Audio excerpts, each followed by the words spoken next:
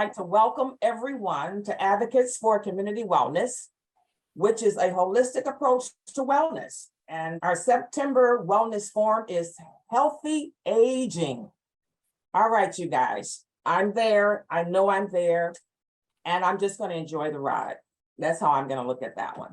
All right, today, moderator is yours truly, Shirley Cook Mims. And they have Shirley Mims, and that's beautiful. I am the Community Relations and Special Projects Director for Advocates. So good morning to everyone, and thank you for joining us and taking some time out of your busy schedule, because we all have so many things to do, and just taking the time is, we appreciate that. We appreciate you doing that and thinking of us and just, being a part of what we're trying to do. All right, so there we go. All right, Advocates, a little bit about us. We are a faith-based, non-denominational, holistic health promotion and nutrition education ministry without walls. We bring wellness to your community where you live, work, learn, shop, and you play, and believe it or not, where you worship. It is our goal to become an international, did you hear what I said? International health promotion and restoration health ministry. And we focus on providing information, educating, promoting health, nutrition, healthy cooking classes, wellness programs, and teaching the relationship between diet, health, and chronic diseases. All right, building healthy families and healthy communities. I love that phrase right there, because if the families are healthy and the communities are healthy, we're all healthy and we can continue to enjoy our lives, and that's important. So our mission is to take a holistic approach to wellness in spirit, mind, and body. All right. And we have goals to promote the 8 dimensions of wellness, which includes physical, social, emotional, environmental, spiritual, financial, intellectual, and occupational. All right. And our next goal is to actively engage our community in promoting healthy lifestyle through our education health series to prevent better self-management or reduce risk factors of chronic diseases. And our final one is to educate, provide support and resources to individuals, families, and communities. How beautiful is that? All right. I would like to introduce you to the wellness team with Advocates for Community Wellness. Dell Kane will be joining us later on today. And Dell is the founder and executive director of Advocates for Community Wellness. Regina Hopkins is the director of health education programs. Sharia Moore Houston is our community engagement coordinator, and she is assisting me somewhat today, and we thank you for that. And yours truly, Shirley Mims, the Community Relations and Special Projects Director. And if all of you know that you're on this earth, that sometimes in your lifetime, you're going to need a team. It might be even one person, 2 persons, but the team can make it happen, and that's a beautiful thing. So we're glad of that. Now, we always have a biblical reference, and this is our reference for today. And be not conformed to this world, but be transformed by the renewing of your mind, that ye may prove what is that good and acceptable and perfect will of God. And that's Romans 12:2, and that is the King James Version. All right. So when you signed up to be a part of with us today and join us, there should have been a disclaimer there, disclaimer waiving consent. And so this is for educational purposes only. And we want you to know that all of our recording sessions, all of our sessions are recorded, and they're posted on the YouTube channel at A4CW. All right, so you can turn your video and your audio on or off at your discretion. However, we ask that you keep your speaker muted unless the whoever the one that is on the floor at the time is asking you to engage in a conversation with them. And we thank you for doing that. Advocates for Community Wellness, Healthy Aging, a wellness workshop, Restore revitalize, and thrive. Look at those three words. I want to be restored. I want to revitalize. I got to get it together. And then I want to thrive after that. And so we have a guest speaker today that is going to bring it to the floor. Arlene Lacey, she's an RN health and wellness coach. And she is going to come. I'm going to introduce her, and she's going to come and lay it all out for us. So if you got some paper and pencil, you want to take some notes down, because you might have a few questions at the end. All right, so nutritional wellness educator, Ms. Lacey is. She is a compassionate and dedicated registered nurse and leading showcasing 15 years of clinical experience, while remaining committed to providing outstanding care to both patients and families. Arlene has now focused her attention on developing her passion for holistic nutrition and wellness coaching. Arlene is currently pursuing a certification in holistic nutrition and will focus on a personalized, I love that, integrative approach to health and wellness. Ladies and gentlemen, I bring to you our speaker that we're featuring today, none other than Arlene Lacey. All righty. So again, thank you, everyone. Thank you so much for joining me today. And as we talk about this, or we talk about get on this journey of aging, as we all are, it doesn't matter what age we are, we're all going to age. And so we're going to talk about this as we move through. So thanks for allowing me to be here. And as Ms. Mims stated, I am here to share that information on how we can restore, how we can revive, and how we can thrive as we continue on this journey. So our objectives for today will be ways to restore our health. It will also be how to revitalize health and wellness, and also how we can thrive, how we work, no matter where we are, we can start from that point and move into this process, and I will share ways on how we can thrive. So aging well is never too late. So getting older involves changes in all realms of life, from the physical to the mental, to the social, emotional, sexual, and more. Some of these changes you may regard as positive and some you may regard as negative. But the challenge for each and every one of us is to maximize the good parts of getting older while taking proactive steps to maintaining your health and minimize those negative effects. All right, so as we go into restore, I want to share one, I've used the scripture, Jeremiah 30:17, which states, I will give you back your health and heal your wounds, says the Lord. And so as we go into restore, we want to keep that in mind, and also keep in mind that as we move through this aging process, whether we have some chronic diseases right now, we are in a healing process. And so you'll hear me speak a little bit about, as we move through the process, about healing. And we are all going through this healing process from whatever that is, and just so we can get to that final point of thriving, living wherever we are, that best life, no matter where we are in this process. So we're going to move on. So first thing we're going to talk about is food. So as we know, food is healing.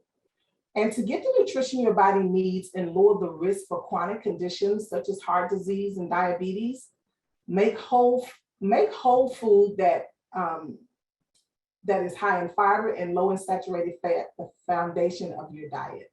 And I think I kind of botched that a little bit, so I really want to make sure, because I really want you to take that home. So in order for us to thrive, we need to make whole foods and high fiber, low saturated options the foundation of our diet. And following an eating plan that emphasizes olive oils, nuts, seeds, fruit, and vegetables, whole grains and legumes is the key to restoring and maintaining your health throughout the aging process.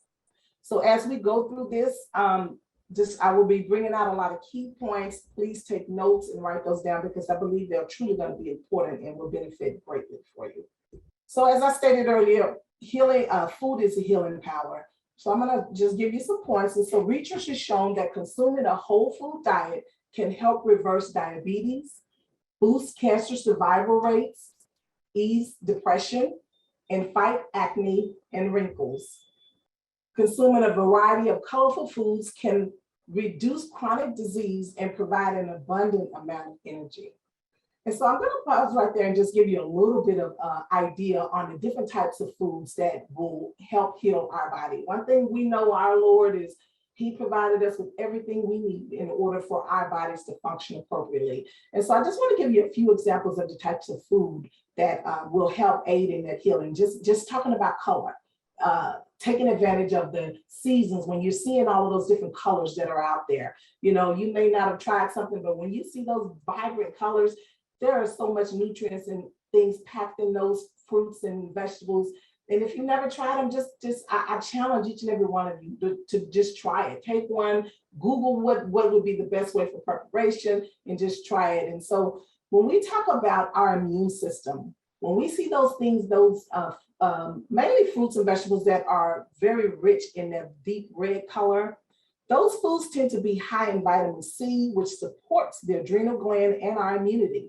And so red colored foods such as those tomatoes, strawberries, those beets have also been shown as an anti-inflammatory. When we talk about orange foods are very good for reproductive health.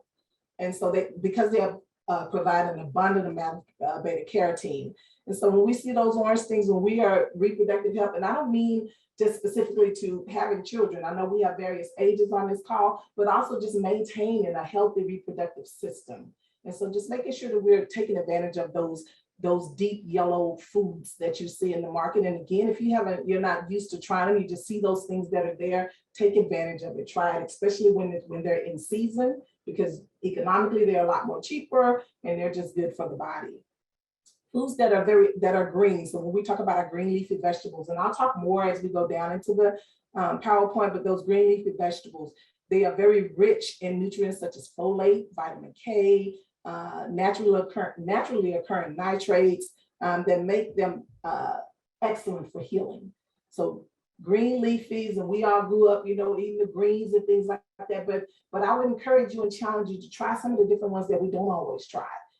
Some of those kale and definitely the cruciferous vegetables, which I will talk about a little bit more, but just taking advantage of all of those that are in season. And then one final one I will give a brief introduction of, which I will talk a little deeper in the program, is about brain health. When we're dealing with those fruits and vegetables that are the deep purple, man, those things are so good for cognition and for your mood as well. So please take advantage of those blue purple foods like berries, grapes, and they have been shown to help with brain function and learning, in memory and improving just your mood and calmness overall. So just please take advantage of those when you're seeing those out. And again, they come around in different seasons. Just take advantage of all those great colors of food because they have all the healing power within them. So as I stated a few minutes ago, the green leafy vegetables like kale, spinach, arugula, mustard greens, and Swiss chard are packed with nutrients that decrease inflammation, enhance the immune function, and improve wound healing, making them the perfect choice to promote recovery. Nuts and seeds are a good source of zinc, vitamin E, manganese, and magnesium. And vitamin E acts as an antioxidant in your body, protecting against cellular damage. So it's also critical for your immune health. And so as we talk about these things, I will always encourage you, and I guess just one disclaimer, just, have these conversations with your providers, making sure that they are aware that, we have to get in there and we have to be the ones to fight for this healthy, for our bodies.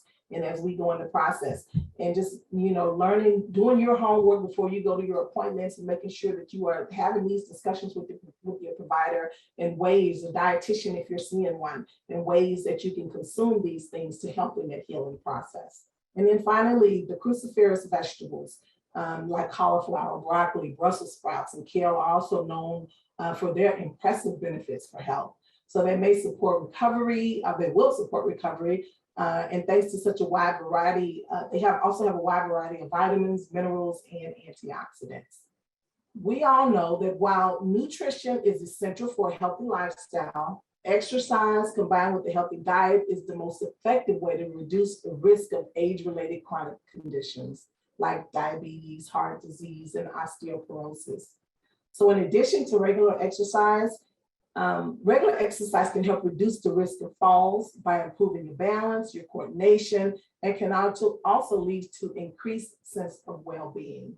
And one thing I also wanted to share before I move on is that, I did a lot of research in all the information that I'm sharing for you. So I'm bringing forth all of that information that is research and evidence-based.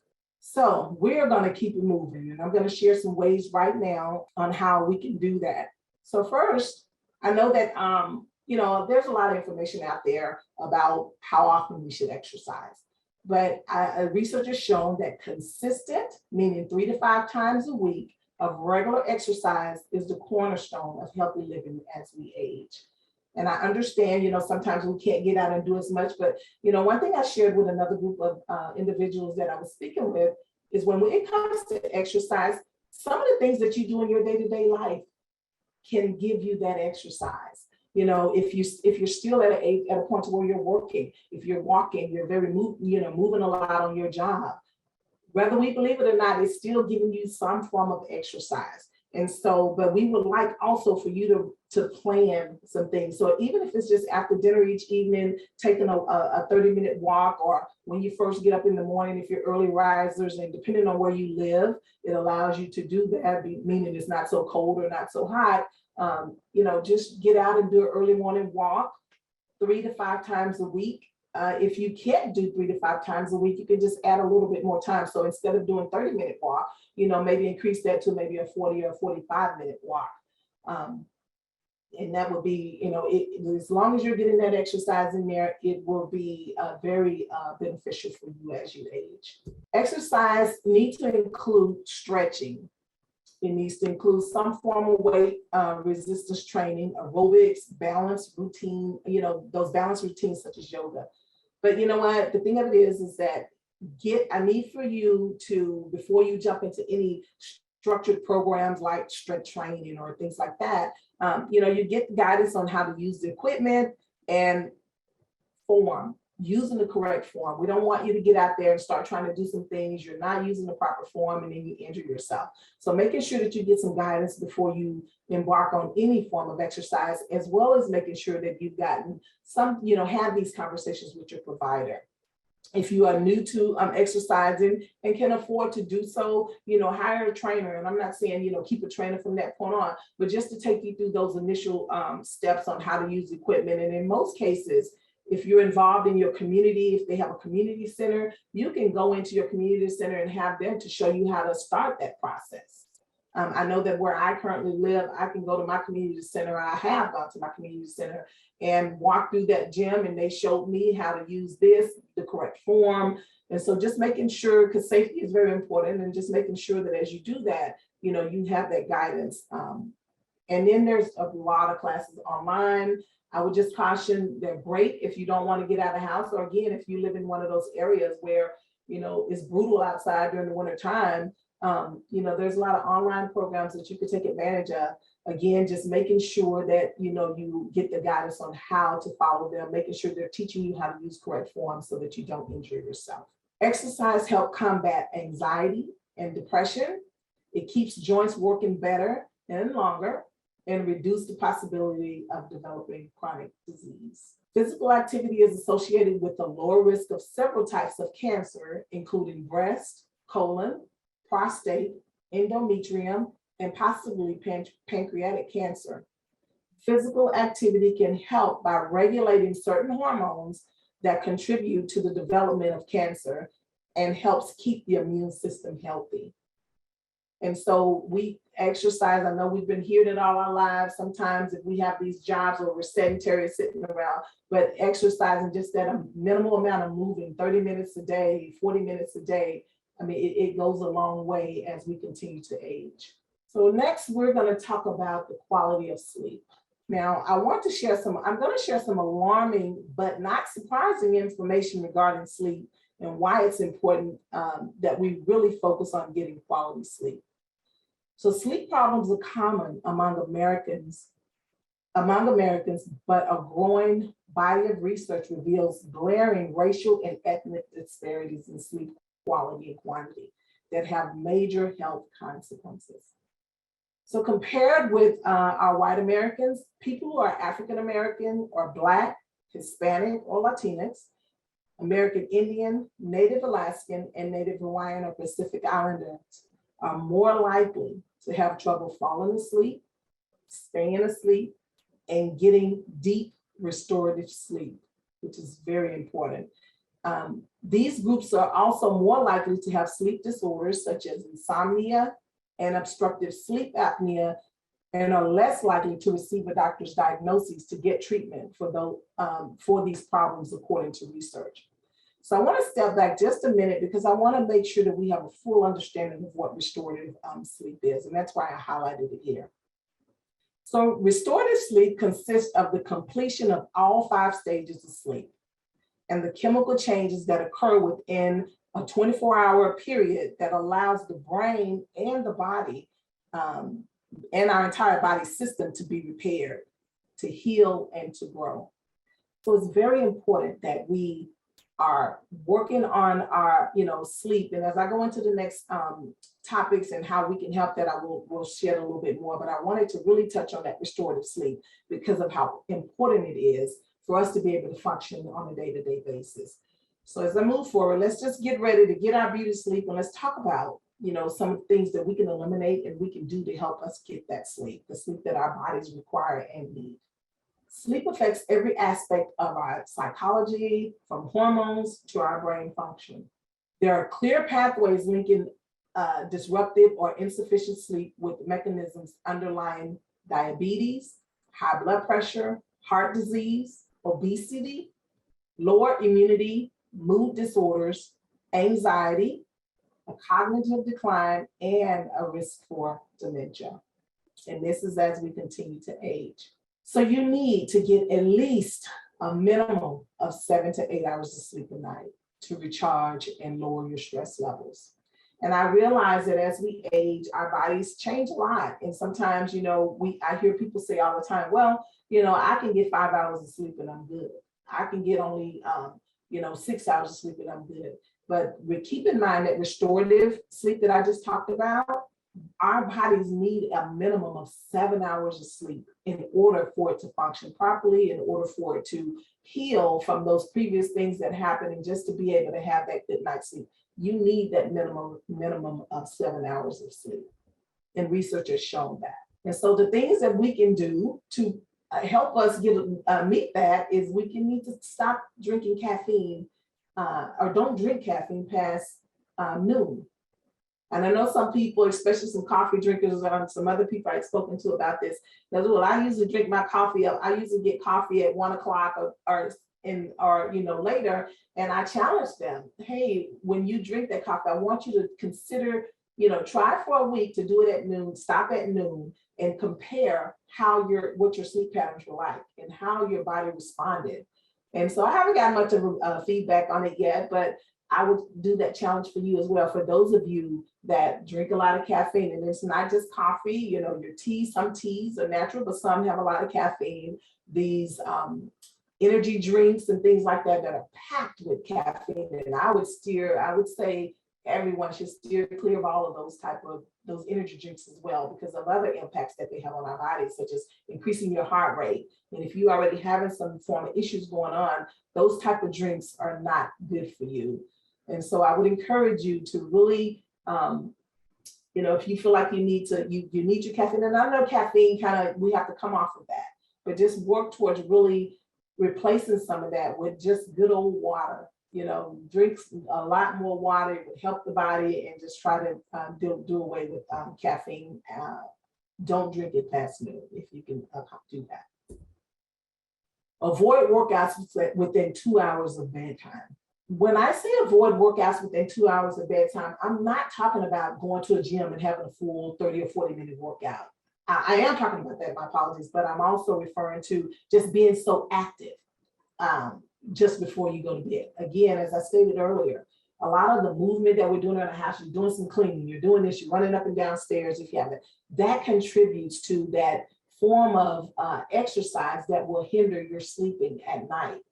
And so 2 hours before you go to bed, and this means that some of us is going to have to get on a really nice schedule and start to stick to that. So 2 hours before you want to go to bed, you need to cut back on that caffeine. Well, that should have happened long ago, but cut back on so much exercise, so much movement, because it takes time for our bodies to wind down. And then once you get, so you can fall asleep, but it may not be good quality sleep because things are still working within you and it won't give you that quality sleep that your body needs so you can be restored as you sleep. So make your bedroom a sleep-only zone. And that means no TVs, no pets, no computers, or other things that keep your brain, what I consider online, keep it moving, keep it thinking about things. One thing I want to share, and I know it's going to be difficult with the phone, with the cell phones, and the TVs, because some people have gotten to a point where they can only fall asleep if the TV is on. I have family members like that, and so we got to figure out ways to work that out, because as I talked about earlier, sleep can make or break how the day goes for you and how you continue to progress as we age. And so with the pets, I no longer have a dog. I used to have a dog that I had for 14 years, loved him to death. I didn't allow him to sleep in the room with my husband and I, but I did eventually allow his bed to come in and put his bed in the room and let him sleep in the room with us on the floor.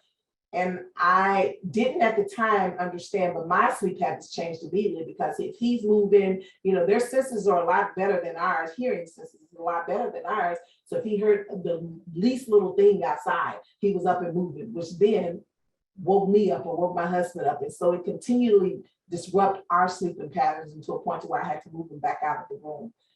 And so just consider that. I know we love our pets. We want to keep them right there and keep them close, but they will disrupt your sleeping habits. All the noises and things that we have on our phones, all the beeping that comes in, the notifications, the texting, shut your phone down to quiet hour at night. When it's time for you, that 2 hours prior to you winding down and going to bed, put those things on quiet hour, and where they cannot bother you at all until whatever time you generally rise, 7 o'clock, 6 o'clock, whatever that looks like for you. But making sure that your bedroom and that sleep time is a sleep zone only.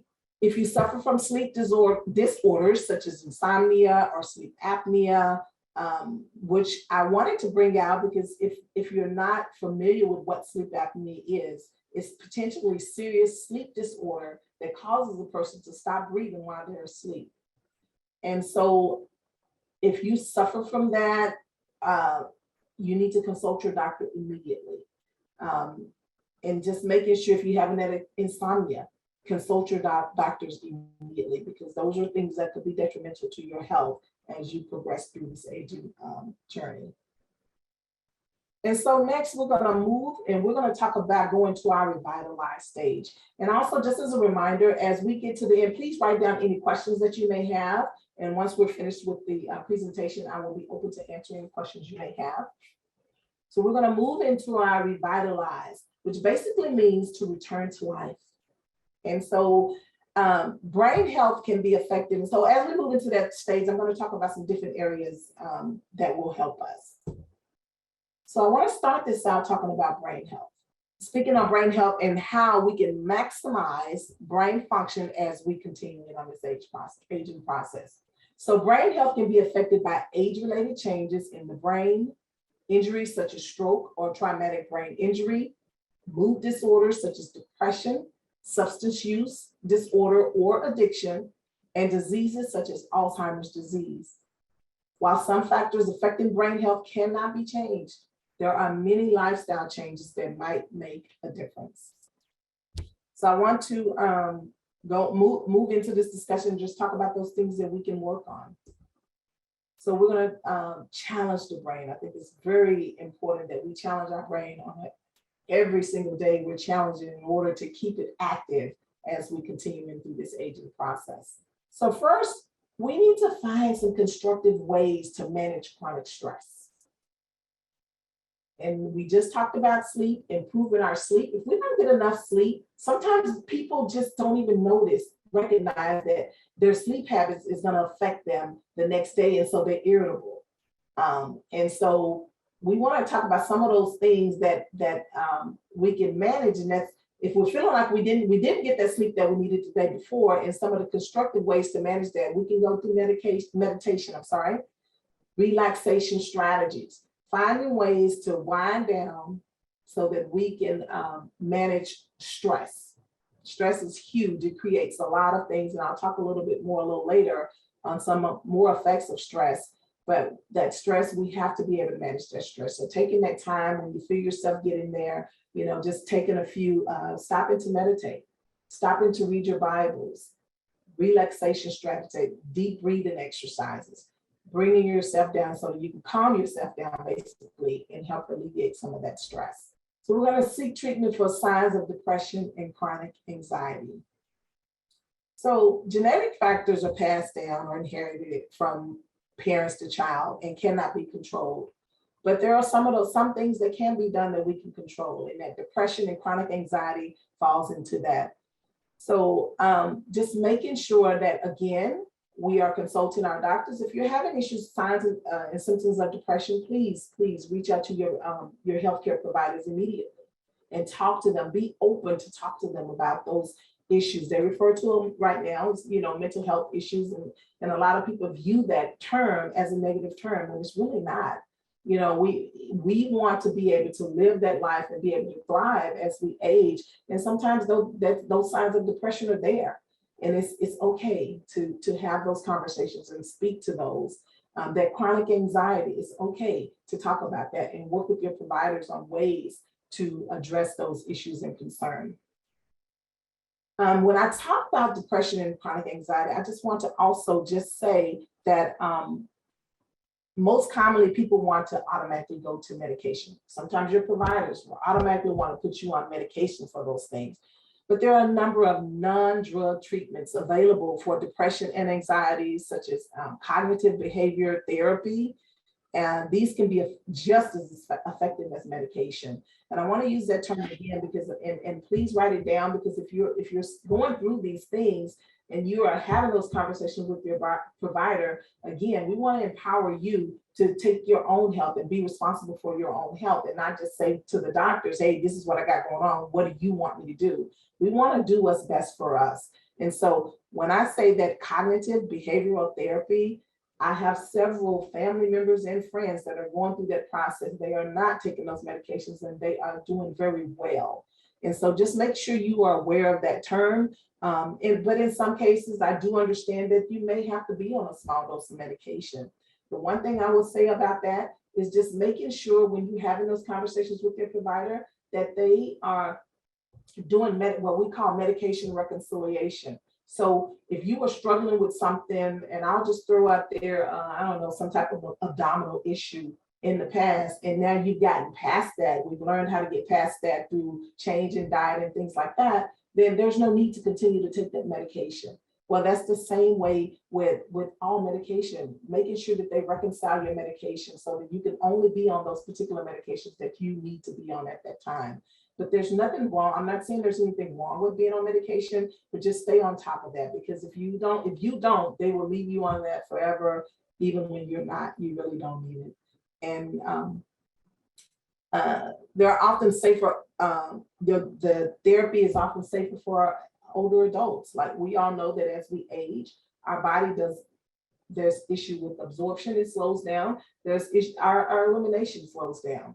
And so those things stay in our body a little longer and it creates other issues. So just having those critical conversations with your providers and making sure that, you are continuing to follow the guidance of your provider, but also educating yourself and making sure that, you are on the best treatment for you. And then we'll go. So stay physically active, as we recently talked about. Exercise regularly. We spoke of that as well. So eat a whole food diet. Again, we talked about some of those foods that are going to be giving us all those great nutrients that we need.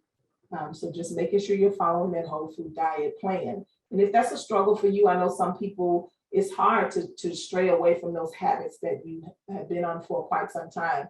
Take it slow. Every little step, it will be very helpful. and just, set goals. And when you reach that goal, pat yourself on the back. But I also want to say, if you fall, if you don't always reach that goal at that allotted time, it's okay.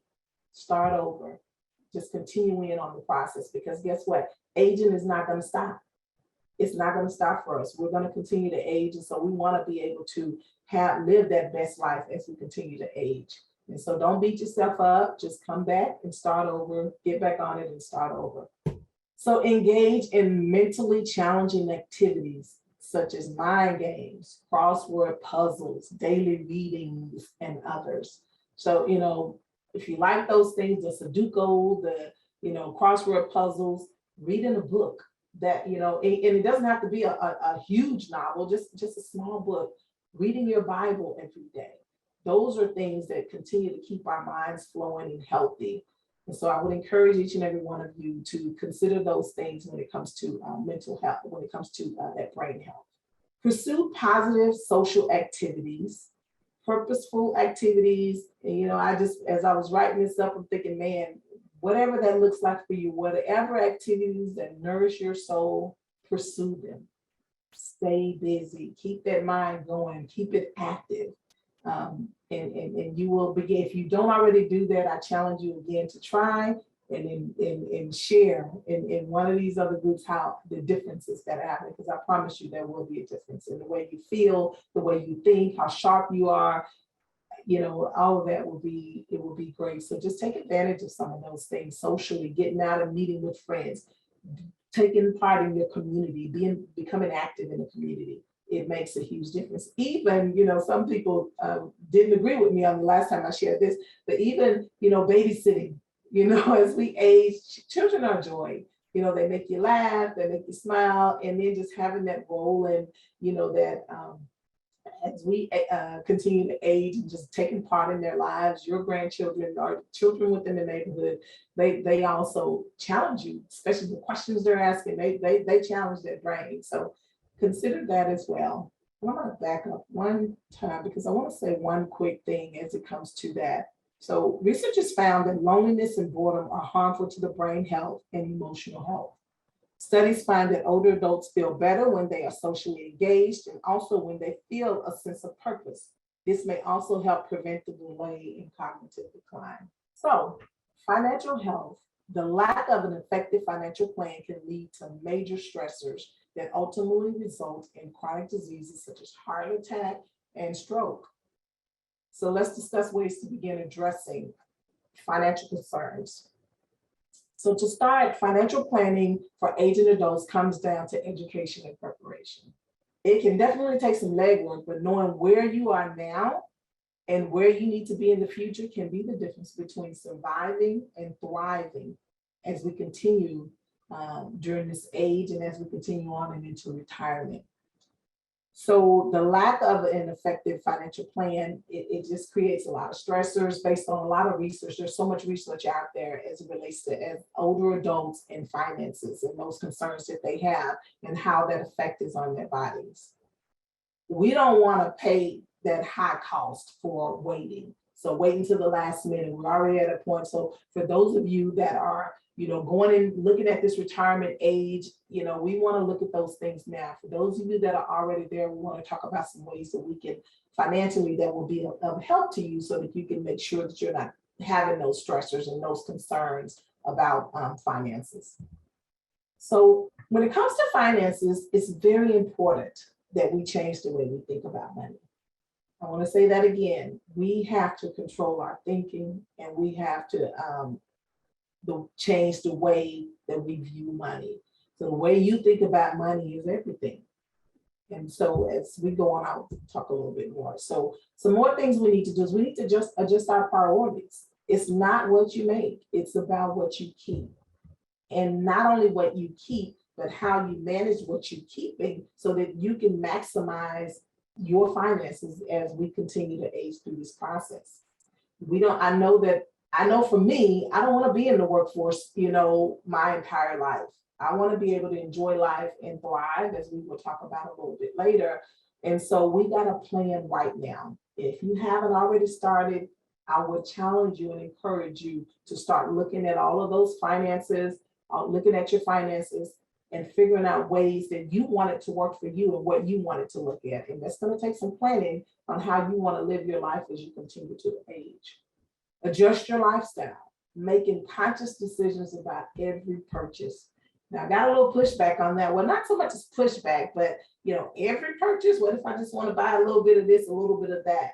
One thing I will say is that when I started looking at finances for my husband and I, or we started looking at finances, we made a decision that, we would both, although we work, we still are both in the workforce, but we would be working, we would give ourselves an allowance.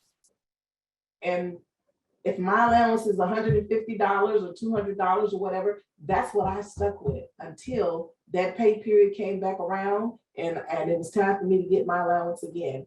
And that's how my husband and I managed managed our funds, and so that other funds will definitely go to the bills that we have, bringing down those bills, and then towards other ways that you choose to invest your money, whether it's through investments or saving it in the bank, however you choose to do that. But just adjust your lifestyle. Know where your money is going. Your money should not be controlling you. You should be controlling your money and where it goes.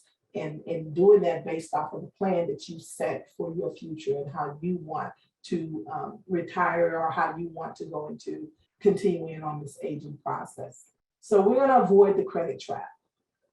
Now, I chose to put this in there because there's really not a need, not a need period, to have 3 and 4 credit cards, with balances on them. We should never really take a credit card balance onto a credit card, because if you think about the interest that they charge, it's really not a lot of your money is going towards whatever that purchases you chose to put there. So I would encourage everyone to, if you have more than one credit card, I definitely agree or believe that we should have one major credit card for emergency use, but that card should be allotted for emergency use. And if you have a lot of those others, put more than just that one card, put a plan in place so that you can pay off the debt of those others and then close those things down. And that one emergency card, if you use it, you need to use it. And it's great to have for emergency, but just making sure that you put a plan in place after you use it so that you can pay it back down and set that thing aside. Like for me, I don't always keep mine on me. I keep it at the house so that if I have to use it, I got to come back and get it. I'm not tempted to use my credit card if it's not in case of an emergency. And so just let's really work to try to get rid of any debt that we currently have at this stage, and so that you can be able to live and your money can work for you and you not work for it as you go through this aging process. If you are at an age or at a stage where you can earn additional income, that would be great. And one thing I find that, it's not so much as going into the workforce, taking on a new job and doing those things, but if you have a craft, that you love doing, you love sewing or making blankets or, crocheting or things like that. Some people, they do it and they want to keep it. They love it. It's their work, but there are so many people that would also enjoy their work. And so I would encourage you, if you have those little hobbies that you do, sell some of it, keep those special ones that are near and dear to you. But for those others, make it so that you can sell it. And I know that as we continue on this aging process, not everyone is, savvy to get on all those sites and do all those things. But if you have some grandkids, you got neighbors' kids that are, can get on there and set you up, work with them, have them set you up. And I guarantee you, they're going to be doing what they love to do anyway. You can give them $20 here, there, they'll set you up a whole page and have your stuff ready to sell for you. And that's added income. And if you're able to go back into the workforce, and want to do that part-time, that would be great too. But there are other ways to add additional resources if you find yourself where you need to get a little bit extra money. And I won't even go into talking about Social Security. That's going to be there for you prayerfully, but this is just added income. And then finally, we're going to set goals and have a plan. If we don't set goals and have a plan and really work hard to stick to that plan, it's going to be very hard for us to, depending on your debt and depending on where you are financially right now, it's going to be very hard. And again, as I stated before, set those goals. And if you fall, it's okay. Just don't stay there. Get back up, reset those goals and get going. And one thing I want to add is make sure those goals are attainable. Don't sit down and say, okay, I'm going to work on my budget today, and I'm going to set a goal of having all of this $20,000 paid off in 4 months. Well, that's not attainable unless you're just not living at all, and every single dime you got going to one thing. It's not attainable. So we want to really look at it as you're planning, look at what you can really do. So if I know I can only spend $40 a month on this one particular credit card, then that's all you can do. Do that and pat yourself on the back, because that is a huge step towards getting out of any debt that you may have. And then once you've reached that goal, celebrate it. Celebrate it hard, because it's a milestone and you've reached it. And then put new plans in place. You've paid off all your debt. Now, what I want to do in retirement, or as I continue to age, I want to travel. Start a new plan towards that traveling plan that you have. Put something in place. Okay, I'm going to put X amount of dollars aside for this, so that I will be able to go to Hawaii if that's your desire, whatever that looks like for you. But it's so important for you to set those goals and have a plan and stick to it as best as you can. Attainable goals that you can stick to. All right, so we are going to go talk about thriving. And to thrive is just to do well and flourish. As we grow older, we experience an increasing number of major life challenges, including career transitions and retirement, children leaving home, the loss of loved ones, physical and health challenges, and even loss of independence. How we handle and grow from those changes is often the key to healthy aging. So coping with change is difficult at any age, and it's natural to feel the losses you experience. However, by balancing your sense of loss with the positive factors, you can stay healthy and continue to reinvent yourself as you pass through the landmark ages of 60, 70, 80, and beyond. So it's time for us to start living. Once we've talked about that, we've restored, we've talked about all of the health issues and what we need to do, staying in contact with your doctors. We talked about some things to help you revive. Now it's time for us to start living. And so first, again, and a lot of this will be reiterated from what we've recently talked about, but we're going to stay physically active for a healthy mind and body.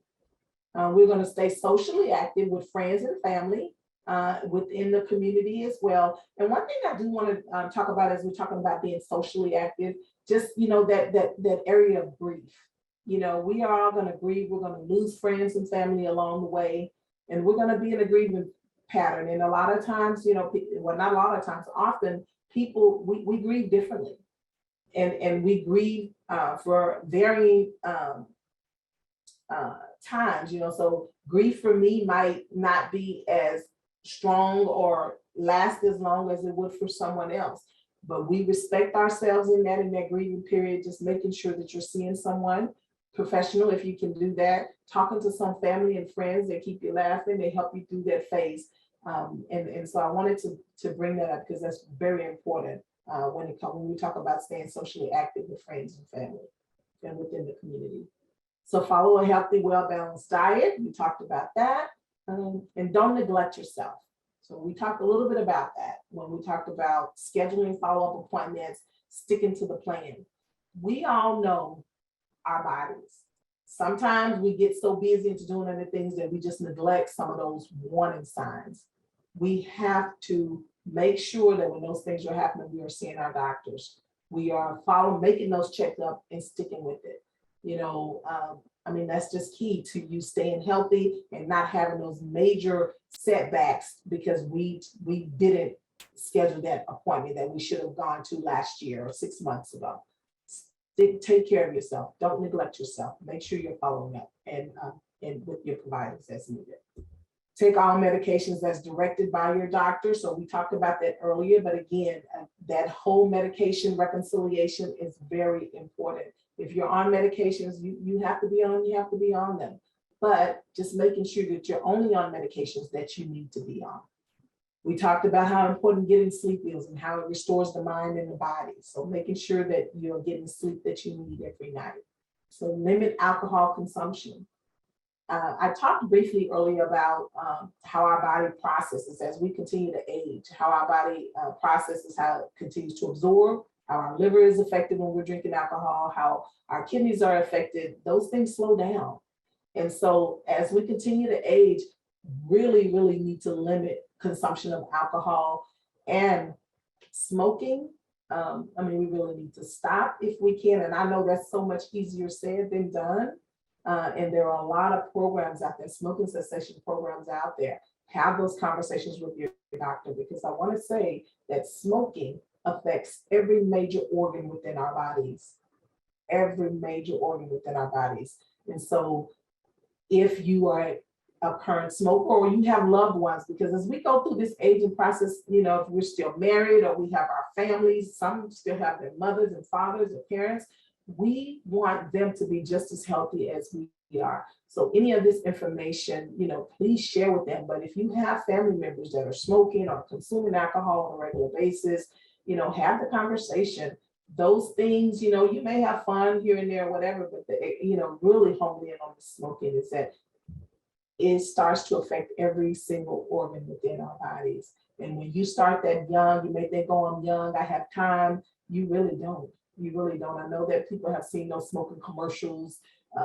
People started young and now they don't have, they massive heart attacks. They, lose lots of functionality in major areas. So smoking is key. Speak with your doctors about smoking cessation if that is a concern of yours. Discuss changes in sexual function with your doctors. As we age, females suffer from vaginal dryness.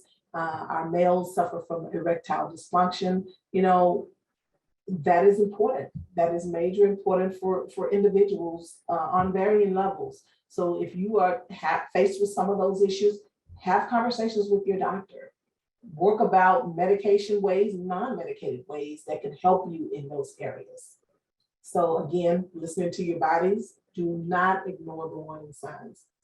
And I'm not saying that if you just had a very busy day and you're just tired, you need to take an extra nap. But if you're continuing to have issues, those are some warning signs. And we all know the warning before the storm. We've all heard that term.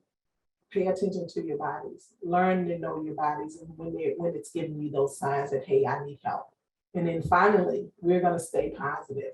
We're going to speak and pray positive changes in our life. Optimism is key. Making sure that you're speaking positive to not only yourself, but to your family members and to your loved ones. And when you come across one of those things, you get somewhat of a bad report, you again, taking control of your health, managing your health, finding out what the doctor has to say. And hey, if he tells you, well, no, we can't do this or can't do that, it's okay, get a second opinion. But also in the meantime, continue to work towards what you need to do in order to take care of what you need to take care of. Don't give up on yourself. Don't give up on yourself. And just stay positive and speak those positive things into your life. And with that, I will open it up for questions.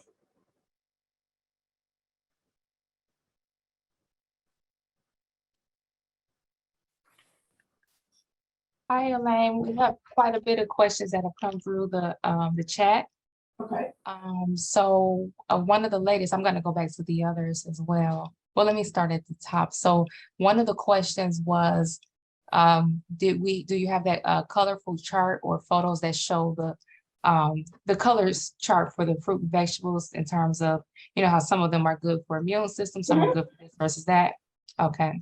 Yes, I do, and I will share that with you. I will send that to you, Ms. Miller, after the call, and you can share that with the team. Great. Okay, so another question was, is there a particular time of the day that's best for exercising? Well, the best time of day is in the morning when you first rise, and that's only because most people, if you're following the sleep, getting that good sleep, you have the most energy early in the morning. And so Okay. that's the better time, because if you think about it, after you've gone through your day, you've eaten, whether healthy or not healthy, you don't have it, that energy level is not there. So it's always good to do in the morning. However, some people, once you get into the habit, after dinner, you do that walk, and that works for a lot of people as well. But morning, it would be the best time if you can make that happen. Okay. So now, that's very good. One of the questions was, what about Coke? And I'm assuming there was a comment about drinks and liquids, and so this is probably Coke, like Coca-Cola, the pop. Yeah. So it also, again, the caffeine is what we're looking at. And if you can drink, find some Coke. I'm not a pop drinker, but if you have the non-caffeinated ones, I don't think that they're even out there, but just any caffeine, you need to kind of, train your body to, if you're going to drink it, but just try not to drink it past during the day. All right. And then the last question from the chat is, can you explain or give an example of chronic anxiety? So chronic anxiety. So anxiety is the word in itself. You get anxious about whatever. So some of the signs that our body has when it comes to anxiety, you begin, and sometimes they're really subtle signs and you don't even pick up on it. But you get the sweaty palms. You start to sweat when it's not even hot in the room. Your heart will begin to race once anxiety kick in. And when you think about chronic anxiety, we're talking people who I'm thinking of an example. So just think about people who have to breathe into a brown paper bag. There are certain things you're at that level, but it could be mild as well. Just that sweaty palms, that sweating when you're not even high, you're wondering, why in the world am I sweating here? Stop and think about your situations. Really get in tune with your body, because it's different for everyone. It really is different for everyone. But once you're in tune with your bodies, you're going to know, oh, I'm getting a little anxious here. My heart is beating a little fast. My hands are sweaty and palmy. My palms are sweaty. You will be able to figure out those things once you become very in tune with your body. And some of the things, once you become anxious, to get over that, take a moment. Stop where you are. Stop if you can stop where you are. Even if you're on a road and you're thinking about something that's got you a little stressed, pull over to the side, do some deep breathing exercises, whatever works for you, that you will be able to calm yourself down. Give it a few minutes and then start back in whatever the process is. And really thinking about whatever the situation is. And, in my mind, trying to figure out, okay, this is the situation right now. This is how I want to handle this. And just taking that time to yourself. Nothing is emergent or that important that you can't take a few minutes to calm yourself down, get yourself prepared so you can address whatever those issues are. Okay, but like chronic would be that is more often than usual. Probably, a lot right? more often than normal.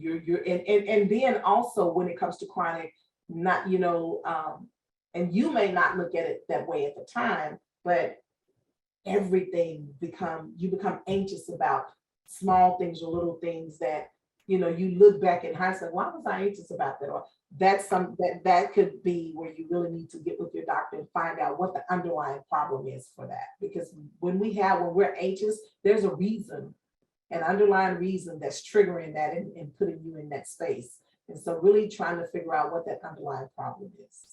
Okay, thank you. We have one more question, and then we have to move on. So Keone, you have your hand raised. Did you want to, if you have a question, you can unmute yourself and ask. Yes, hi, can you hear me? Yes. Yes. It was, thank you so much for your presentation. I took a lot of notes. I wanted to just make a comment and just get your feedback when you were talking about depression and anxiety and what that really looks like for the Black population in America. Because if we are talking about, eating, our eating habits and our coping mechanisms as, Black women and Black men, we tend to, and especially learned behavior, coming from generations past, is learning how to cope with anxiety and depression in our communities, and what that looks like, and what functioning depression and functioning anxiety looks like in our communities. And one example that I would like to talk about, if we have some time, is the functioning or the social pressures of being a strong Black woman, and how that has become an armor to hide behind, especially as a young Black woman myself, struggling with things in the dark versus what I have to present in the public, and kind of that learned behavior coming from a single mother household, and how being hyper vigilant, and how my trauma responses have affected my health. And secondly, I wanted to also agree with you about the medications, and how medications can often cause, diabetes and high blood pressure and stroke and heart attack from being on these medications, for years and years, and having been misdiagnosed in our communities. And that type of, and where those, diseases come from. And so I just wanted to make that comment and see if you had anything that you could add to that, or any research.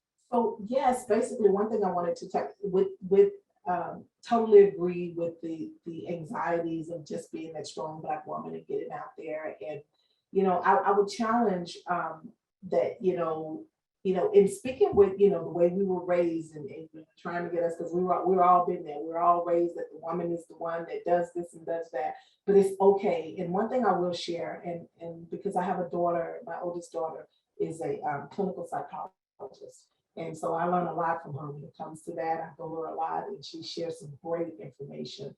And so just know what I would say is that it's okay to seek therapy. That was something that I know was, you don't do that. Why do you go outside of your home and talk about the problems that you're having, or the problems here with, what stays, what happened in our house stays in our house. Well, it's okay to get involved in therapy and having those conversations. As a strong Black woman that I know I am, I didn't know that when it took my child to tell me and to educate me on the importance of being able to speak about those things and speak to those, and that will relieve a whole lot of stress, that depression that we tend to go into. So making sure, I guess what I would add is that it's okay to seek professional help and professional counseling throughout our age, and throughout our lifespan. Right now, my grandson in therapy, nothing's going on. He just first year in high school. It was a stressor for him going in there initially. I've called my youngest daughter. I said, listen, let's just have him speak to someone closer to his age, someone that can relate a little bit more to him. We get him in therapy. And that's just kind of, one of those things that as we were raised in our culture, we don't talk about, we don't do it. But I would encourage each and every one of you, especially you, Ms. Williams, if you need to be able to speak about it, and that will help you to continue to be that strong person that you are, but also being able to help with your mental illness, with those mental health challenges as well. So that's what I would add as far as that, as far as your statements, and I totally agree with them. Thank you. I appreciate that. All right. Do we have any other questions? We're going to move right along. So we want to talk a little bit about, very quickly, because I know that we are a little bit over our time that we normally do, but it's fine because the information was really good. So our October program will be a 3-part series, and of course September is might as well say it's gone, because Saturday is October the 1st. So it moves very quickly. So we have a 3-part series for the month of October, which is our Breast Cancer Awareness Survival Month. And that's October the 3rd, October the 20th, and October the 27th. All right, so that is a 3-part. On the 27th, we will have an educational session. And prior to that, on the other dates, the 13th and the 20th, we will, ABSOL Delicious will be featuring nutritional information, as well as our chefs will be preparing some healthy meals for those with chronic illnesses, or just something to have that's going to heal our souls. And so And we will have one of our very own, Regina Hopkins. If things stay the same, she will be the one that will be doing the event on October the 27th.